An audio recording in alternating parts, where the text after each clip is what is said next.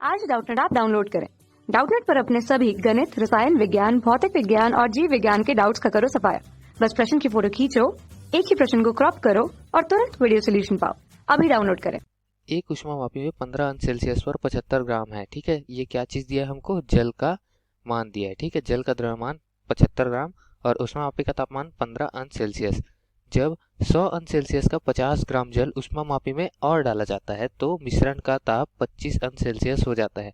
ऊष्मामापी के जल तुल्यांक की गणना कीजिए। ठीक है, तो हमको जल तुल्यांक की गणना करनी है। हमको प्रश्न में जो दिया गया है हम वो नीचे लिख लेते हैं। यहाँ पर हमको दिया है कि 15 अंश पर है जो 25 अंश पर हो जा रहा है, तो यहाँ से dt का मान निकाल सकते हैं और ये dt किसके लिए हो जाएगा? ऊष्मामापी के लिए हो जाएगा। ठीक है, तो यहाँ पर लिख देते हैं यहाँ पर कि हम 100 अंश का जो 50 ग्राम जल डाल रहे हैं तो ये गर्म जल लिख देते हैं। इसको गर्म जल जो ऊष्मा देगा वही ये ऊष्मामापी लेगा। ठीक है, तो गर्म जल द्वारा हम इसको ऊष्मा संरक्षण के नियम से बना रहे हैं। ठीक है दोस्तों, तो गर्म जल द्वारा दी गई ऊष्मा जो होगी वो किसके बराबर हो जाएगी? वो यहाँ पर लिख देते हैं, दी गई ऊष्मा बराबर ऊष्मामापी द्वारा ली गई ऊष्मा। ठीक है, अब ऊष्मामापी में क्या बताया कि 75 ग्राम पहले से उपस्थित है और उसके पश्चात उसका प्रारंभिक द्रव्यमान है, प्रारंभिक ताप है 15 अंश सेल्सियस। ठीक है, तो उस हिसाब से क्या हो जाएगा? हम यहाँ पर लिख सकते हैं कि mcdt यानी कि कुल द्रव्यमान गुना उष्मा जो विशिष्ट उष्मा रहेगी गुना ताप में अंतर। लेकिन हम क्या जानते हैं कि ऊष्मामापी पे हमको 75 ग्राम दिया है और ज्ञात क्या करने बोले? जल तुल्यांक। तो जल तुल्यांक जो है वो ज्ञात करेंगे तो वो m2 ले लेंगे और इसको ले लेंगे m1। ठीक है, जो कुल द्रव्यमान था उसको हमने दो भागों में यहाँ पर बांट दिया। ठीक, m1 धन m2 c गुना dt।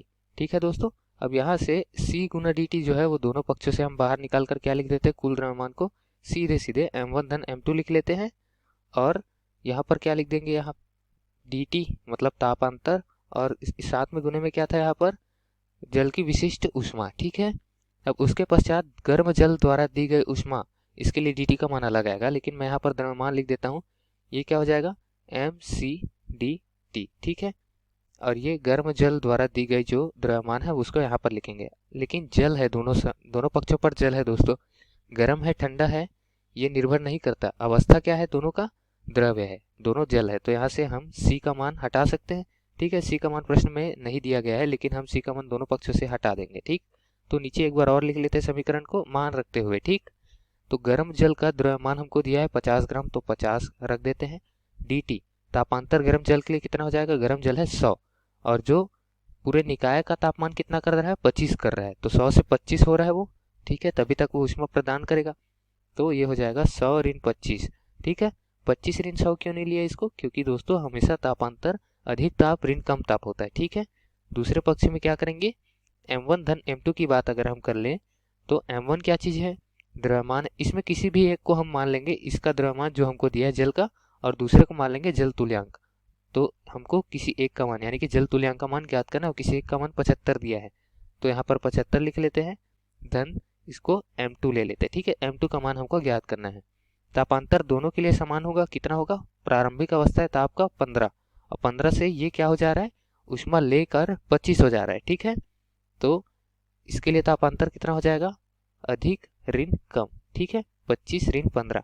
दोस्तों यहाँ पर प्रारंभिक ऋण अंतिम या अंतिम ऋण प्रारंभिक देखते तो दोनों पर समान नहीं आता। ठीक है, यहाँ पर क्या आ रहा है? ऊष्मा की अगर हम बात करें तापांतर की dt तो ये आ रहा है प्रारंभिक मतलब 100 ऋण अंतिम, लेकिन यहाँ ली गई ऊष्मा की बात करें तो ये आ रहा है अंतिम ऋण प्रारंभिक।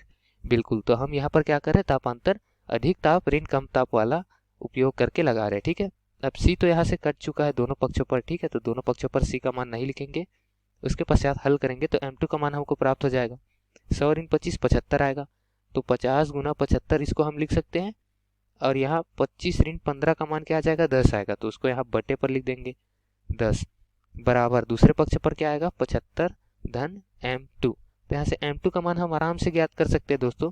m2 बराबर क्या आ जाएगा? यहाँ पर ये 10 से 50 कटेगा तो बचेगा ऊपर में 5 गुना 75 करेंगे दोस्तों तो हमारा मान क्या आ जाएगा? 375। और यहाँ m2 के साथ धन में क्या है? 75 था, तो उसको हम इस पक्ष से हटाकर दूसरे पक्ष पर डाल देंगे तो ऋण 75 हो जाएगा। हल करेंगे तो मान क्या आ जाएगा हमारा m2 का? 300। ठीक, और मान के लिए मात्रक क्या रहेगा दोस्तों? जो हमारा M2 का मान आया है 300, उसके लिए मात्रक रहेगा ग्राम। मात्रक क्यों रहेगा ग्राम, उसको भी हम देख लेते हैं प्रश्न से। क्योंकि प्रश्न में हमको जितने भी मान दिए हुए थे द्रव्यमान के, सभी के मान ग्राम में दिए हुए थे। हमने सूत्र पर मान रखा है, कोई भी परिवर्तन नहीं किया। तो जो हमारा विमीय विश्लेषण से मान बचेगा वो होगा ग्राम में। ठीक है, तो 300 ग्राम हमारा उत्तर है दिए गए प्रश्न के लिए। किसका मात्रा है ये? उष्मामापी के जल तुल्यांक का मात्रा है। ठीक, तो यही हमारा उत्तर है दोस्तों। धन्यवाद।